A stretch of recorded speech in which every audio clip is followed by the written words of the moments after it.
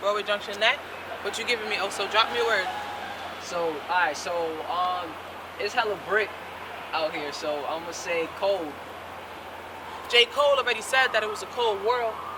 But in my terms, in reality, it's not even about the temperature anymore. It's just people running around, they trumping this whole world. Different people of different states, same mindset of racism, misogynistic, or however you would like to call it. If they would be sexist or homophobic, they'll say he's great for a president, you see. In a world where we live in America, it's fine for white men to go out targeting police officers and not making the headlines like black people do. But yet we're still talking behind the bullet, bringing 50 bells into my chest as if my name is Sean Bell. Like black men cannot be born with family, like a black man can't stand in America and speak, like a black man can't be educated, you see. Even if so, let a black woman be sophisticated and confident. They will be sure to put a white woman on the cover of Elle, say that she's elegant. They will secure her anorexia and make her feel like less of a body is more of a woman, but more of a woman makes more of a woman in her body so fulfilled. You see, it's a cold world when truth is being hidden by lies, when lies are being bigoted by the truth, when people want to hold it all and conceal it and say that this is the best presidential rate that we've gone through, where the Republican has a House and the Senate does too, so the world is just too cynical to relate to the local officials. My dude, open your eyes. It's a cold, cold world that even hot chocolate and some Baileys on the side can't get you. And even if you don't understand, you got a little galo gauge, you better grab your conquito and overthink this again. Tell your mother to light those blessings of candle at night. You see, living in this world becoming a sin.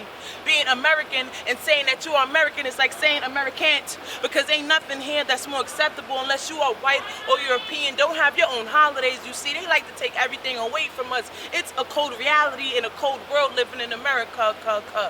But they come for your color before they do your character, where they check to see where you're walking instead of checking to see where you come from. So people like Trayvon get gunned down in complexes where his father was residing at. Or places like Brick like to brick you outside and make you like more of a cold world of a statement at that. When Bloomberg had dollars put into him, but de Blasio said that it should be a public space for the arts, but yet they still find ways to privatize it too though. But it's a hell of a cold world, where you got all of these clauses from Verizon not paying the taxes and Trump and just trumping on the government. So what you trying to say now? America's so perfect? Or you didn't realize this before the elections? Before red and blue was going back at each other? It's funny because red and blue synopsis with a siren, it's like an emergency for the world now. So what's your stake? It's a cold world and ain't no J. Cole statement. What's up? It's Parlay. Hashtag Parlay Living. I'm here in Brooklyn with BroadwayJunction.net with the only Oso Dope holding me down today. I'm here to give y'all a little bit about myself for the Everyday Artist series, so let's get to it. Wavy. Alright, so first and foremost, who are you and what do you do? I'm a freestyle spoken word poet. My name is Parlay. I'm an educator, motivational speaker, and I am human. I'm human before I'm all of those things, and I'm human after I'm all of those things. Word up, I like that. So, how do you do what you do? It's just a gift. It's usually I orchestrate it. I go into a crowd and I'm like, listen, give me a word, or I go off the vibe, or maybe the theme of it, and you do that, and that's how we rock out. I think I like that idea and that concept because it's more of a challenge to get intimate with somebody on the spot.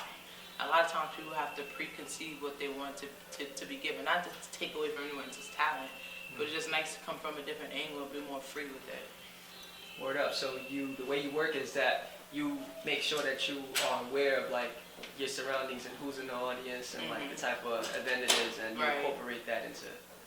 I like that. So it makes every performance unique in that sense. Indeed. Word up. I gotta come to one of your shows. Tell me a little bit about your background. What is the strongest memory that you have from your childhood? One of the strongest memories has to be maybe I guess it was 2 months before my high school graduation, and you tell people like, yo, you feel something, you do something's not right, and people don't want to believe you and go off of that.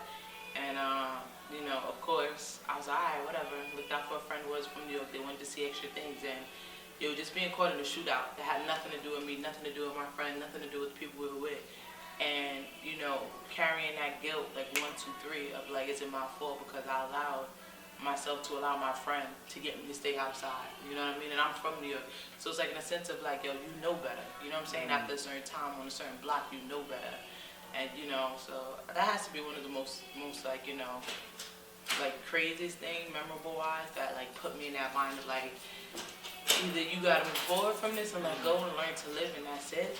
And then also it's like the idea of like, yo, how things can happen literally so fast, and how you take shit for granted. Like, shit is no fucking joke. You take shit for granted. It's one thing from having friends who run in the streets and they ain't gangs, but it's another thing for you to be caught in the same shit they caught in between. You're not even about that life, you know? Right. What are the things that you must have for your art? But yeah, this always changes for me. I must have my peace of mind. I must have my soul in it. Because if I'm not in it, I'm not going to be in that art. If I don't have my peace of mind, or if I can't be able to spit what I'm saying to get to my peace of mind, that's another thing in my voice. I gotta have my voice, my peace of mind, and my soul has to be in it. Those two things. Like, that's really it. That's how simple it gets. Closest to simple, at least. Word up. I like that. Very, it sounds holistic to me in a way, you know? Yeah. It's very like a balance. you gotta like ground yourself in a way. It's like, word up, it's like a force. I like that, I relate to that. What role do you think artists have in society? Being a voice to the voiceless. Being a voice to the voiceless, being that voice for those who have a voice, and maybe they just don't want to use their voice in the same extent that you do. And also bringing things from the dark to the light. You know, I feel like that's our biggest responsibility. It's just like in a sense of being some type of an activist. You might as well say we're rebels. We say what we feel, we say what's on our mind. There's no capping that, you know what I mean? Unless like you're in some type of contract and you're willing to sell out for that type of money. After that, it's kind of like, nah, or before, it's like, no, I'm not doing it. You know what I mean? I want to speak how I feel, I want to speak for others, I want to speak for my story that relates to others. So our responsibility is just to bring things to the light, to the forefront, and also like to be ourselves and express ourselves, because people look at artists like, wow, how can you get to that state of being so vulnerable, being open, or just being wild and being free and not giving a fuck? You know, so it comes with that. You just gotta be willing as an artist, your responsibility to just be like, be boundless, be fearful, be bold, and remember that your voice, it doesn't only speak for you, but it speaks for others. Word up, I agree with that. My homie the other day, he was saying like, it's crazy, he was with some shorty and she was like eating something and he was like, why you eat that? And he was trying to like explain to her why she should reconsider things she puts in her body. And she wasn't trying to hear it. And he was like, yeah, I bet you like Beyonce was to like say like, oh, don't eat this, don't eat that, and mad shorties would not. You wouldn't eat it. That's true. I mean, people forget when Rikers Island was overpacked years ago, and they had to get people out of Rikers Island. You know what they did? They changed the diet. From all that crap they used to give inmates, they changed the diet. What happens? What do people say? What do people say when you eat stuff? You are what you eat, right? Yeah. You eat like an animal. You are An animal. If you eat like, you know, like you're not a beast, then you're not a beast anymore. No, people won't characterize you in the form of being that animal, like outrageous and nothing like that. So they changed the whole diet and they made it a vegan diet. What happened? All the prisoners, they stopped acting like wild beasts, like wild animals. Interesting. And so that's how they got the population down. They kicked out like over 90% of the people there on good behavior, like you were good to go. So imagine, you feeding somebody crap all day, every day, how they gonna react? That's what they eat. Nah, it's a fact. I believe that. What's the most memorable response that you've gotten from your art? It was two. It was one spitting about autism, and I remember not one, not two, but you know, several people getting up out of their seats and they were crying. You know what I'm saying? They left before the performance was done. And, you know, when I left, at first I was like, yo, did I do something wrong? Like, hold up, you know? And then they came up to me and they're like, oh, you know, like I know someone who's autistic, or like, you know, my brother's autistic, or I know a friend who has like a family, autistic family, you know, and so it touched them, it resonated with them, right? That story resonated. And then it's being able to touch other people in a sense where like, they feel like I saved their lives. They like, oh, that's my story. So, that, you know, that reverts back to like, what's the responsibility of an artist? Like, yo, you gotta remember, you're not only the voice for yourself. Other people don't have voices, or like they're afraid to use their voices, whatever the case may be. You know, so it's dope. Like many people can walk up to you like, yo, you saved my life with that. A few minutes of my time saved somebody else's life. Is there any particular art besides yours that you would identify with? It's visual arts and acting, actually. Visual arts and acting.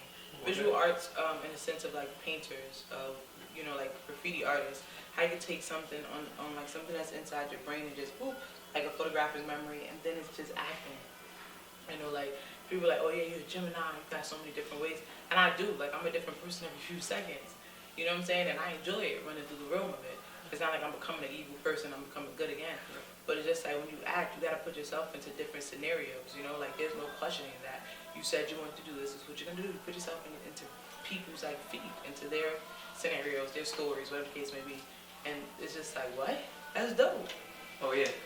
You travel through different, like, you know, it's dope. And you tap into your own emotions without realizing it. Do you act? Nah. Well, I've had a lot of people tell me I should. Yeah. I don't know. I should try it. I don't see why not. I don't know. Definitely.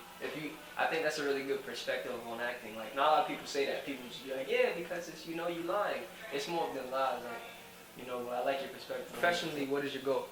Professionally, my goal is just to hit peaks I never thought I could hit. It's just influencing more people from a college level, elementary level, junior high school, collegiate level, anything that I can do, books, whatever it may be, but also being known for it. I don't want to be known to be as an activist, but more so as an artist who is just like very much so freelandish. Like, this is what life is about. It's using your voice and not being fearful. Whatever comes your way, it just kind of is what it is. You can't control those things. Word up. Alright, cool. So, where can clientele contact you at? Let me know the Instagram, the Facebook. Everything's Parlay Living, Parlay Living, hashtag Parlay Living, Instagram Parlay Living, Facebook Parlay Living. Always positive thoughts. Always tell people it's okay to reach out for me. It's alright. I don't mind being realistic and giving help and, you know, positive feedback for people who do anything like domestic violence. I'm always there for people as an ear.